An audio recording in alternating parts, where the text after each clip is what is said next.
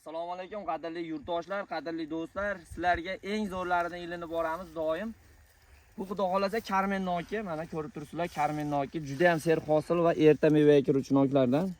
Nokimiz 4 yosh, 5 yoshda, xudo xolasa mana hosili zo'r. Hammasida 4 kilo, 5 kilodan bir sxemada ekilgan. Bu yog'i 5, 5 ga bir sxemada ekilgan. Juda ham zo'r holatda meva oladi, ranglari ham tiniq.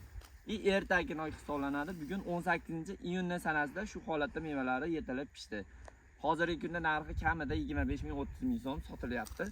Albatta bundan boq qilishlaringizni tavsiya qilib qolamiz, chunki ham daromadli narsa, ham ertaki zo'r narsa. Mana kasallik ham juda ham kam tushadi. Bir dona shira yo'q mana. Qolgan noklarda shira bosib zeriktiradi. Bu nokimiz umuman shira pira hech nima tushmaydi. Bu tomonlarida ham mana mevalari hammasi shunaqa meva olgan, serhosil narsa. Albatta bundan boqsanglar yaxshi daromad topasizlar. Buni qaranglar, bu kichkina niholchalarini.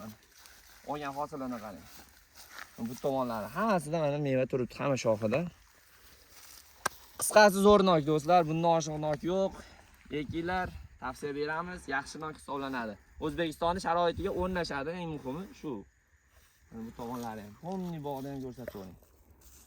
Ko'chatlarimiz xarid qilmoqchi bo'lsanglar, pastda nomerlarimiz bor. Ko'chatlar ham shu yerda o'ziga ulangan. Bu nokning ichida, mana nokning ichida ko'rsating, bu tomondan ko'rinsa agar o't u yog'ida turibdi ko'chatlari ham. Albatta ko'chatlarni xarid qilmoqchi bo'lsanglar, hozir kelinglar, nokni ko'rasizlar, bu yoqda ko'chatni xarid qilasizlar do'stlar.